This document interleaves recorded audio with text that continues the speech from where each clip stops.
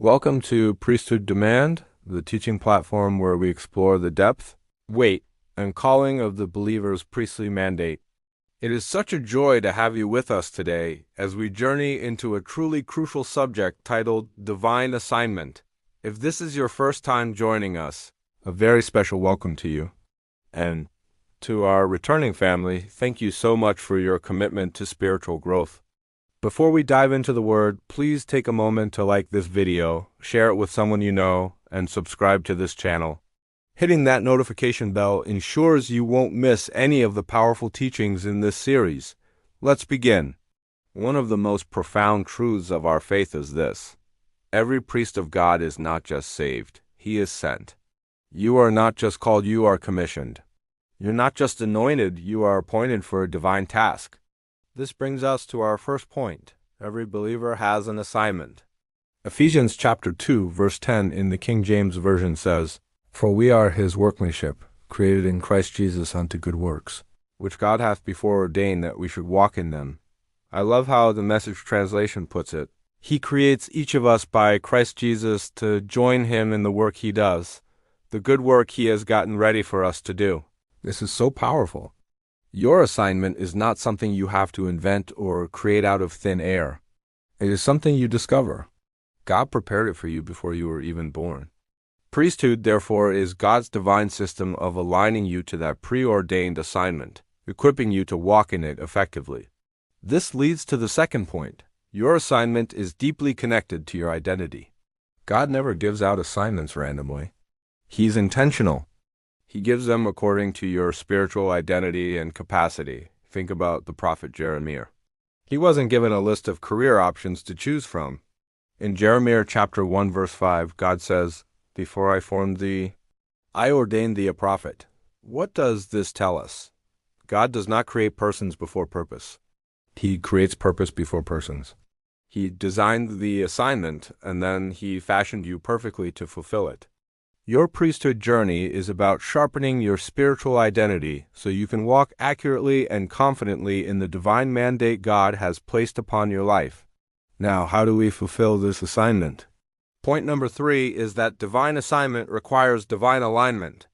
You cannot fulfill God's purpose with your own human energy, strength, or intellect.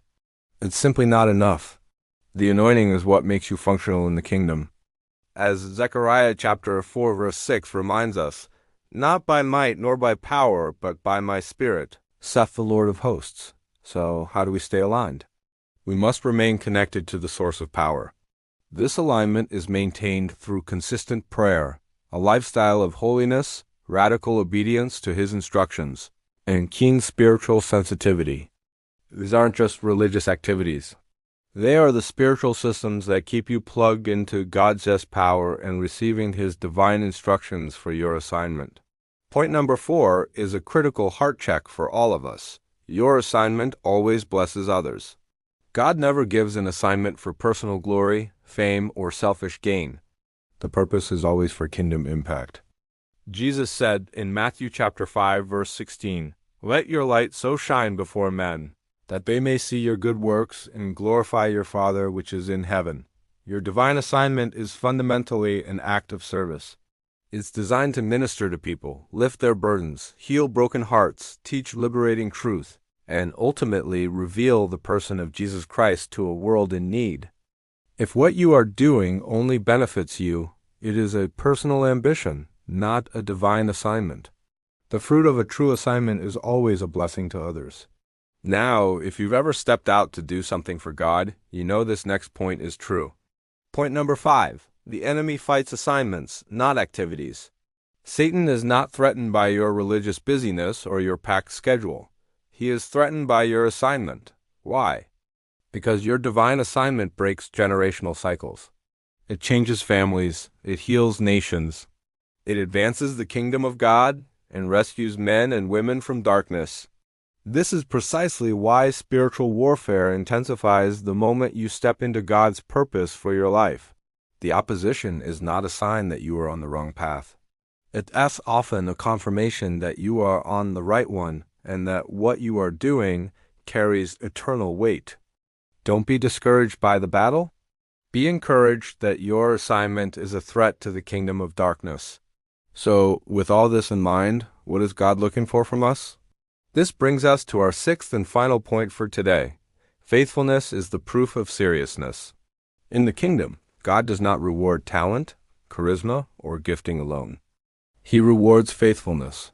1 Corinthians chapter 4, verse 2 says it plainly, "Moreover, it is required in stewards, that a man be found faithful." Your consistency when no one is watching, your personal sacrifices, your commitment to purity, and your unwavering obedience in the small things, these are what prove to God that you can be trusted with greater assignments and increased influence. Faithfulness is the currency of heaven. So, how do we make this practical? Here are 5 simple application steps you can take today. First, get quiet before God and write down what He has been nudging your heart to do. What ideas or burdens won't leave you alone? Second, pray for clarity, not for comfort. Ask God to show you the next step, even if it feels uncomfortable or stretches you. Third, start with what you have, right where you are. Don't wait for the perfect conditions. Use the gifts, resources, and time you have now. Fourth, stay accountable and spiritually disciplined. Share your journey with a trusted mentor or friend who can encourage you and hold you to a higher standard. And fifth, remain humble and teachable. A proud heart cannot be guided. Always be willing to learn, to be corrected, and to grow. Remember, when you obey in the small things, God unfolds more of His plan for you. Let's close in prayer. Would you join me? Father, in the name of Jesus, we thank you for revealing the weight and the beauty of divine assignment. I receive your clarity, boldness, and sensitivity to walk in the purpose you ordained for my life. Empower me to stay faithful, consistent, and obedient. I decree right now that every distraction is broken, every confusion is lifted, and every divine door is opened. I choose to step fully into your will for my life. In Jesus' mighty name we pray, amen.